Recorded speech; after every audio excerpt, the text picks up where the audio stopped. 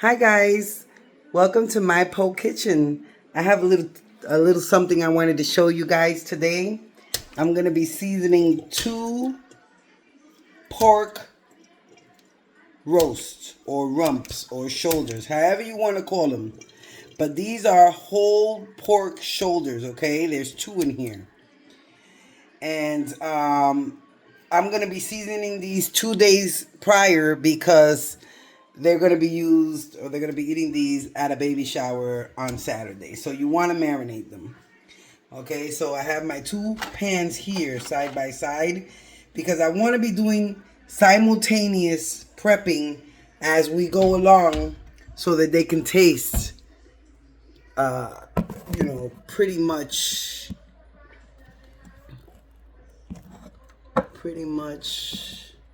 the same. Let me see, guys. Hold on. Give me one. Let me just put it like that. There you go. I'm going to show y'all one, but you're going to know that this is happening simultaneously on both of them, okay? And so I'm going to go ahead and I got to get the tripod. I'm going to get one that's going to be a lot better as far as visuals and stuff, but I'm going to be talking to you for a minute. Okay, and so when you get your pork roast, your pork shoulder, you want to wash it, of course. Always wash everything. Get that bad boy washed out really well. Stab it outside. Hold on.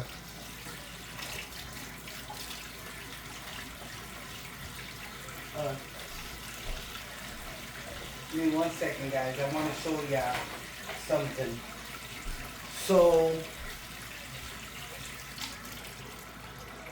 Oops, sorry. So you have it here, and you wanna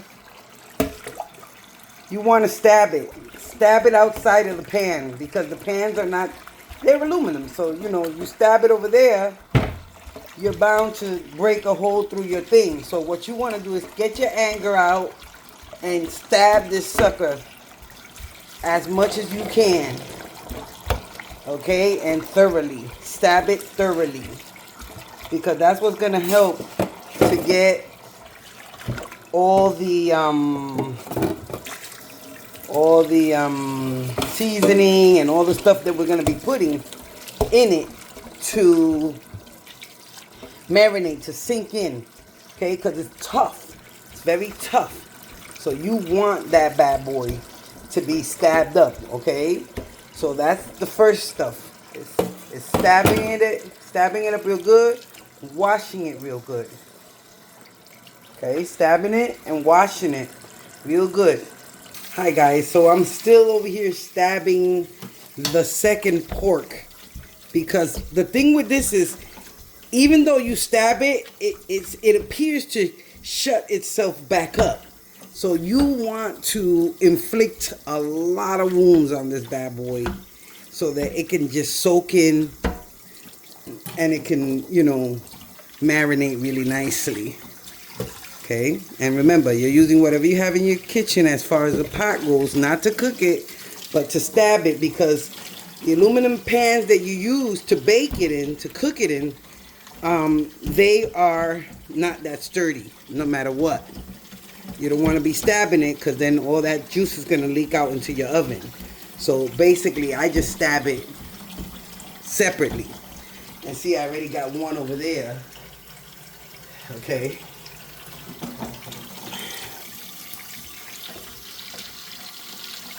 I'm going to go ahead and squirt some lemon on it. And believe it or not, even with this amount of lemon squirts, it's a good amount of citrusy to make it, get some of those other strong meat flavors. You do want the flavors, but you want to infuse it also, And so lemon is a delicious, wonderful thing to use to add a little zest to your meal. So I'm going to come over here now. This is tonight's little meal, the corned beef. I'm just prepping these perniles. We call them perniles, pork shoulders. I don't have that there because I have the perniles over there. So I'm gonna just come over here, and I bought these already pre-peeled, guys. Okay, we didn't go to Aldi's for these, but we went to Seatown because we had to get the international stuff that we need.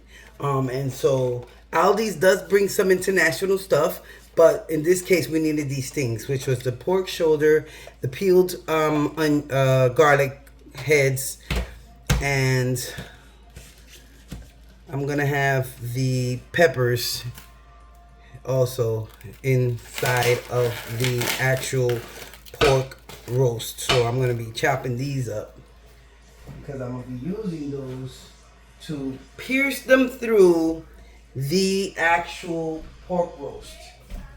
So I did the lemon also, right? I did the lemon, and I'm also gonna do, and the reason why this is gonna have its own natural oils and grease and stuff, but I'm also gonna infuse it with olive oil, okay? And that's one thing that I do.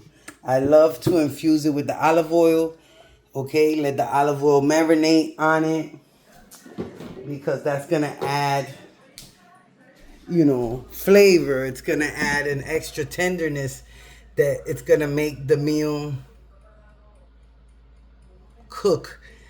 You know, the meat is gonna cook even more juicier because that's gonna add to, you know, it's gonna mix up with its own grease, you know, and it's gonna be so delicious.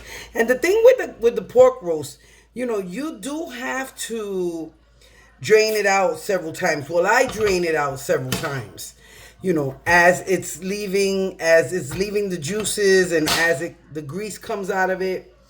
I'm draining it. I take it out the oven at a certain point, and I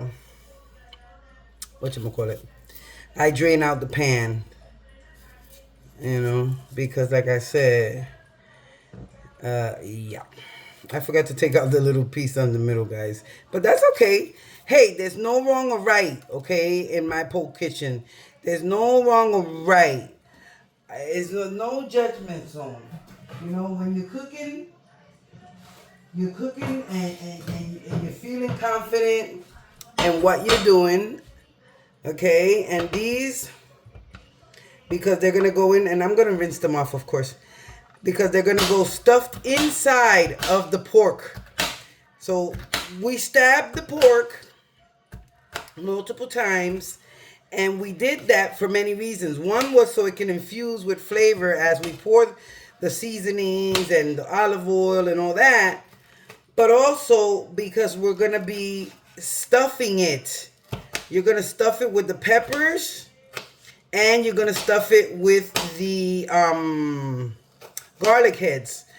I didn't get the olive heads, which I'm going to get olives, and I'm going to infuse them with that too. I'm going to stuff it. Everything I get, I'm going to stuff it. I forgot to get the onions, okay? Because I'm going to stuff it with onions too. So the reason why I stuff each and every little hole as much as I can that I made in it with this is because when it cooks with this inside infiltrated into the actual meat. And oh my God. And then what happens is when you start slicing it, and you start seeing all those ingredients in there, the peppers, the olives, the garlic, the onions, you get some of that with every slice, guys, okay? And that's the beauty of that, okay? So you're gonna have your red, and because I'm doing two of them, I have to use that whole one. Otherwise, you know me, I'd be saving some for the next round, baby girl. I am going to save a little piece of the green pepper because I want to use a little bit in my tuna, in my corned beef tonight. It's all about stretching everything and making things go further, you know, for you. Because the way economy is and the way things are, You know, you have to get creative even with your meals. You have to get creative with shopping. And you have to get creative with so many things that forget it. But it's okay. It's a challenge, you know, and that's what's good. It's good to, you know, to be challenged and be creative with what you have. You know, don't be getting upset and mad because, oh, I got this, I don't have that. Look, man, make it work. Whatever you have, you can muster something up in your poke kitchen with it. Okay? You can muster something up with it. Think outside the box. It might be something that might not be your typical, you know, meal, but it'll be something delicious nonetheless, okay? And so I cut my peppers. I'm gonna bring my garlic powder and my adobo over to the other side, and my cubitos de caldo de pollo, my peppers and my garlics. We're gonna come over here now.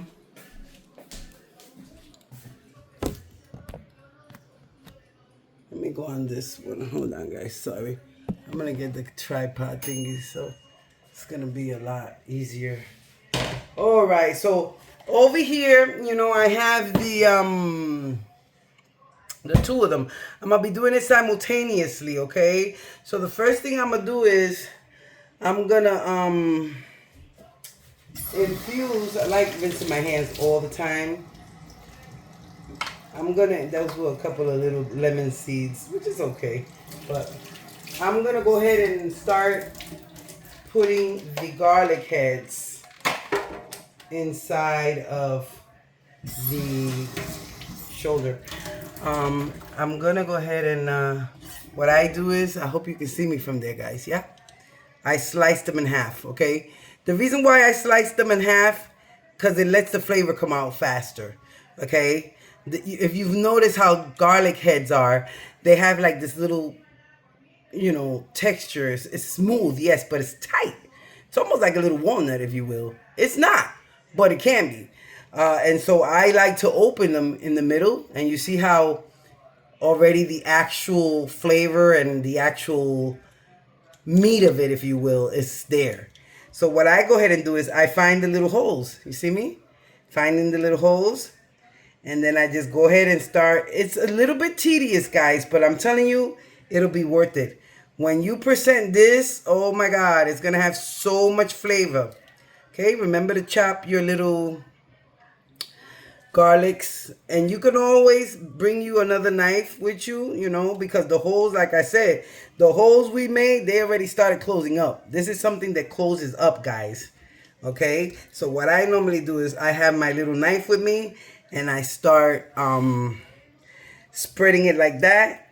And see how I'm doing it? Infusing it, okay? Till it disappears in there. That's going to close back up. And all of those things that we're putting in there are going to be sealed in there because the meat is going to close itself back up. And then it's going to start to bake in the oven. You know, we're going to start cooking it. Not today, but in 2 days, you'll see it because I'm just doing this now so that I can have it really infused and marinated for when the time comes. This is going to have so much flavor because it's getting done 2 days prior to the event. And that's what I recommend. Don't recommend seasoning this on the same day. No, ma'am. I mean, if you have no other choice. But if you can pre-season, go ahead and pre-season, guys, because I'm telling you, on top of it being a lot, and you got to put all these things in. See? And see how it closes? So it's a little tricky, you know. But once you get them in, that's it. They're in there, you know. They're in there. And I do many on each side. You know, I do this side. And I'm also going to do, and be careful here, though. Don't go too deep with it. Okay? Don't go too deep with it because you don't want to mess up your pan. You can also go like that.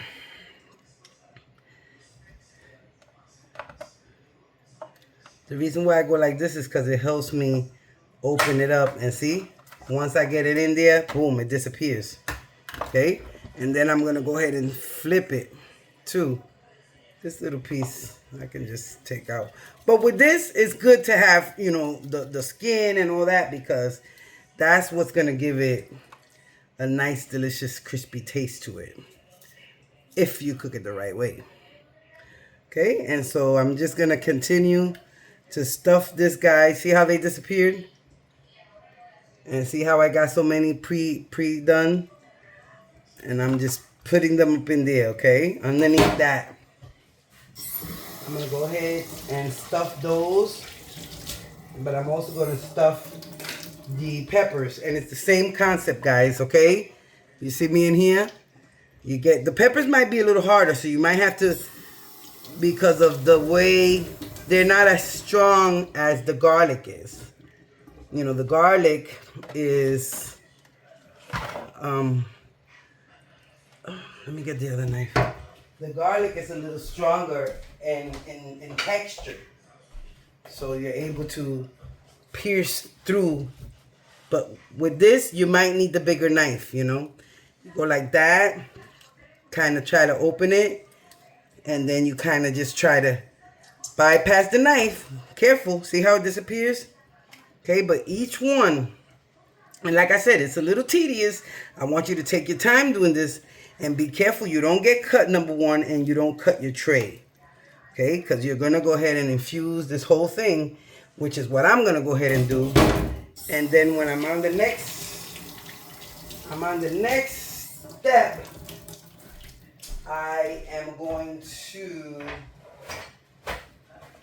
reconvene, because I don't want to drag out the tape. All right, guys, so this one is infused with the garlics, the peppers, the olive oil. Now I'm going to go ahead and add the adobo, okay? And don't be afraid to season it really good, because it needs to be seasoned throughout, okay? It needs to be well seasoned throughout, and that's why we stab it, and that's why we, you know, we want to do it ahead of time so that it can get really, really marinated with flavor, and every little spot of it is going to have good taste to it. Okay, and you want to let that sucker sit in. Let it all marinate really good on it. Okay, do your adobo. Do some garlic powder.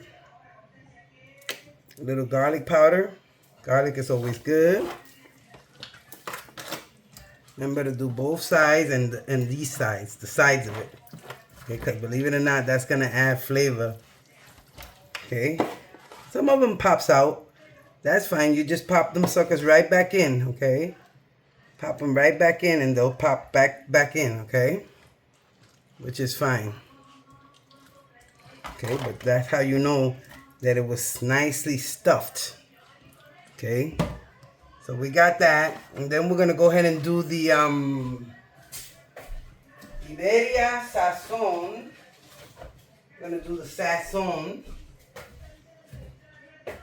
You could use Sazon Goya, you could use Iberia, you could use any of the ones that, you know, you can afford. Let's just put it that way.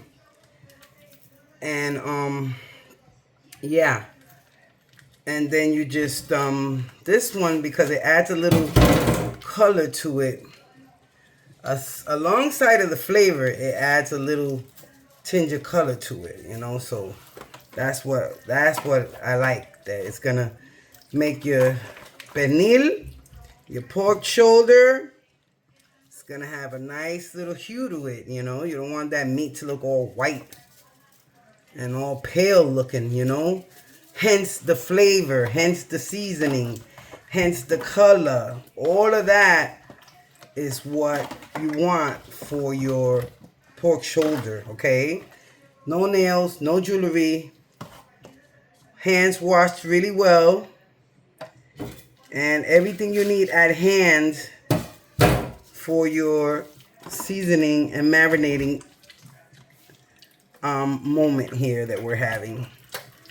Make sure each side, every nook and cranny is covered with the color, Okay.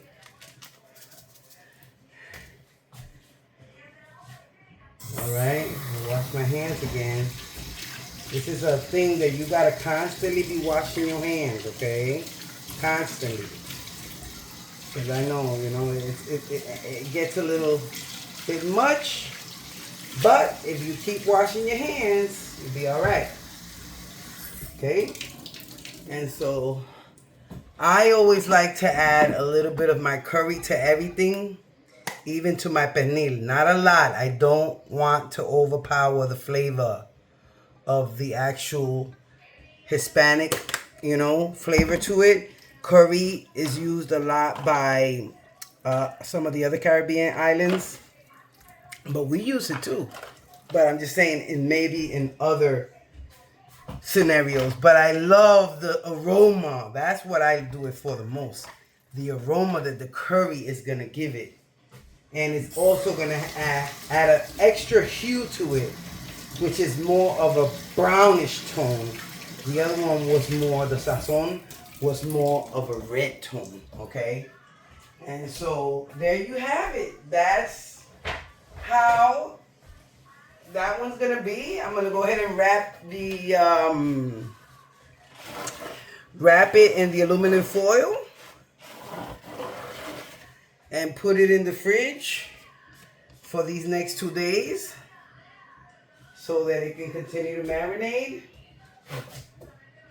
And I might add a little bit more olive oil to it too, just to seal it all in. Okay?